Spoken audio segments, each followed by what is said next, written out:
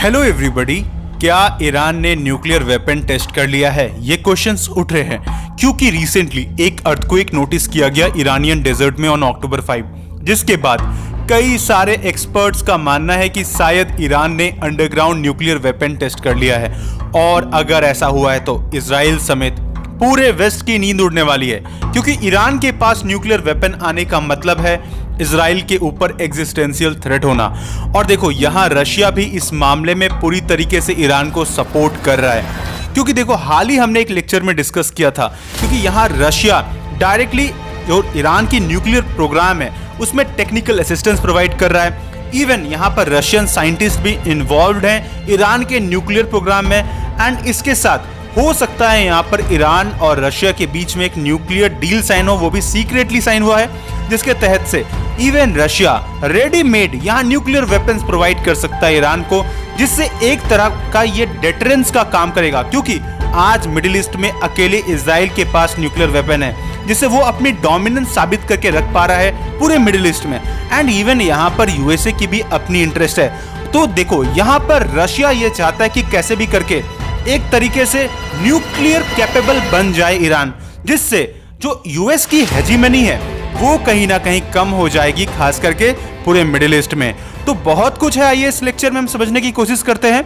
But before starting this lecture, I welcome you to Srirams IAS, an institute serving the nation since 1985. And if you have not subscribed this channel so far, do subscribe and press the bell icon for more update regarding world affairs। और दोस्तों, हम काफी अच्छी qualities के, better qualities के लिए आपके लिए लेक्चर्स लेकर आ रहे हैं वर्ल्ड अफेयर से। तो यहाँ पर आपको बहुत कुछ सीखने के लिए है। हम यहाँ पे कंटिन्यूसली ये प्रयास कर रहे हैं कि जो कुछ भी अपडेट्स ऑल ओवर वर्ल्ड में चल रही हैं, इसका जानकारी आप तक पहुंचे। You should become a knowledgeable person, और यही श्रीराम्स आईएएस का कहीं ना कहीं मोटिव है। तो इसलिए आपको जुड़ना चाहिए हमारे इस परिवार के साथ। तो आप जल्द से जल्द सब्सक्राइब करिए अगर आप अभी तक नहीं करे हैं। दोस्तों, ईरान एक अर्थक्वेक प्रोन कंट्री है, and the reason is its location on the Eurasian and Arabian tectonic plates with major fault line like Zagros and Alborz. तो अक्सर यहां सिस्मिक एक्टिविटीज तो होते रहते हैं, बट अक्टूबर 5 में जो अर्थक्वेक हमें देखने को मिला है ईरान के समनान प्रोविंस में, और ऐसा कहा जा रहा है कि ये एक माइनर अर्थक्वेक था विथ 4.4 मैग्नीट्यूड।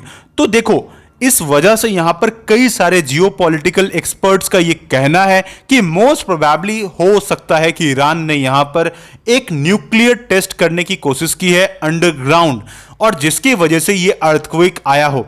एंड इवन हालांकि इसका कोई ऑफिशियल कंफर्मेशन या डिनायल भी अभी तक देखने को नहीं मिला, क्योंकि सोशल मीडिया में इसके ऊपर में काफी ज्यादा चर्चा भी किया जा रहा है। और देखो, यहां पर लोग क्वेश्चन इसलिए उठा रहे हैं क्योंकि जिस तरह की इवेंट्स रिसेंटली हमें देखने को मिली है, अभी हाल ही ऑन अक्टूबर 1 हमने देखा ईरान ने करीब 180 बैलिस्टिक मिसाइल से हिट किया इजराइल पर, राइट। तो उसके बाद ठीक हम देखते हैं कि यहां पर कंटिन्यूसली हम वेट कर रहे हैं कि इजराइल भी यहां पर रिटेलिएट बैक करेगा, इजराइल भी यहां पर अटैक कर सकता है ईरान पर। हालांकि अभी तक इस तरह की खबरें नहीं आई हैं कि ईरान पर अटैक हुआ है, लेकिन मोस्ट प्रोबेबली ये हो सकता है।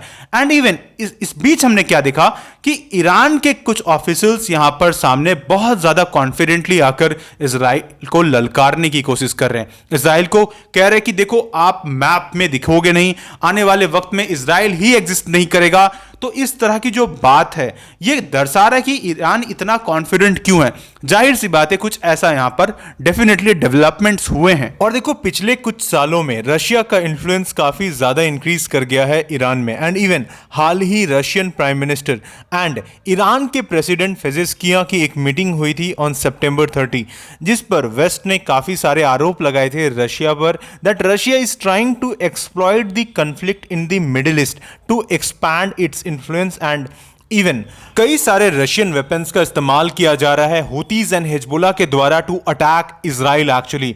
और इन सबसे भी बड़ी बात यह है कि रशिया सपोर्ट प्रोवाइड कर रहा है to develop the nuclear facilities in Iran. और देखो, अगर ईरान के पास में न्यूक्लियर वेपन आ जाता है तो ये इवन रशिया के लिए बहुत बड़ी जीत होगी, क्योंकि रशिया काउंटर करना चाहता है यूएस की हेजीमनी को ऑल अराउंड मिडिल ईस्ट। आप बात समझो, क्योंकि देखो, यूएस बैक कर रहा है यहां इजराइल को, और आज इजराइल का दबदबा है पूरे मिडिल ईस्ट में। क्यों? क्योंकि उनके पास न्यूक्लियर पावर है, और अगर ईरान के पास न्यूक्लियर पावर आ जाता है तो यहां पर एक तरीके से ये डेटरेंस के जैसा काम करेगा। जो इजराइल का डोमिनेंस है पूरी मिडिल ईस्ट में, वो कहीं ना कहीं हट सकता है, एंड इवन ये हो सकता है इन फ्यूचर एक स्टेबिलिटी भी लाता है, क्योंकि यहां पर बैलेंस ऑफ पावर भी हो जाएगा। और देखो, इन्हीं सब चीज से कहीं ना कहीं आज इजराइल भी फ्रस्ट्रेटेड है, और इसीलिए हमने देखा था कि रिसेंटली इजराइल ने सीरिया में रशियन एयरबेस के पास एक मिलिट्री डिपोट को ही उड़ा दिया था, जो एक्चुअली रशिया का ही था। और इवन इजराइल का कहना था कि यहां से हथियार जो है ना वो हमास को, हिजबुल्लाह को प्रोवाइड किया जा रहा है, जहां से लार्ज स्केल यहां पर अटैक किया जा रहा है कंटिन्यूअसली नदर्न इजराइल में। तो देखो, ईरान यहां पर कभी भी किसी भी वक्त ऑफिशियली इस चीज को अनाउंस कर सकता है that now we are a nuclear capable country, हम भी अब न्यूक्लियर देश बन चुके हैं, और अगर हम पर किसी ने आंख उठाने की कोशिश की तो हम भी उस पर न्यूक्लियर दे मारेंगे। और इस तरह की चीजें यहां पर देखो आने वाले वक्त में ना बहुत ज्यादा बढ़ गई हैं। अब इससे क्या टेंशन राइज हो सकती है? देखो, आज के वक्त में ईरान की जो प्रॉक्सीज हैं, चाहे बात हुतीज का कर लो, चाहे बात आप हिजबुल्लाह का करो, एंड इवन हमास का कर लो, तो यहां पर ना अगर इसके पास न्यूक्लियर वेपन आ सकता है तो क्या ये हिजबुल्लाह तक भी जा सकता है?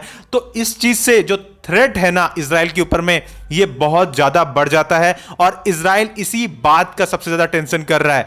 एंड इवन इस चीज से अगर सबसे ज्यादा प्रॉफिट और सबसे ज्यादा अच्छी बात किसी के लिए हो सकती है तो वो रशिया के लिए हो सकती है। क्यों? क्योंकि यहां पे ऑब्वियसली यूएस की जो हेजीमनी है वो खत्म हो जाएगी। लेकिन देखो, ये सब कुछ में एक नया एंगल आ सकता है जब हम देखेंगे कि अगर डोनाल्ड ट्रंप यहां पर इलेक्शन जीत जाते हैं तो आपको बिल्कुल ही एक अलग ही स्टैंस देखने को मिल सकता है इजराइल का। हो सकता है इजराइल और भी ज्यादा एग्रेसिव तरीके से यहां अटैक करने लगे, क्योंकि एक तरीके से खुला सपोर्ट है यहां डोनाल्ड ट्रंप का इजराइल को, और उन्होंने कई बार अपने स्टेटमेंट से इन सारी चीजों को कहीं ना कहीं दर्शाया है दैट आप जाओ, अटैक करो, ईरान के न्यूक्लियर फैसिलिटीज पर जाकर अटैक करो जल्द से जल्द, ईरान को न्यूक्लियर पावर बनने नहीं देना है। इस तरह की बातें कई बार की गई है डोनाल्ड ट्रंप के द्वारा, और इस तरह की चीजें यहां पर रखी भी गई हैं।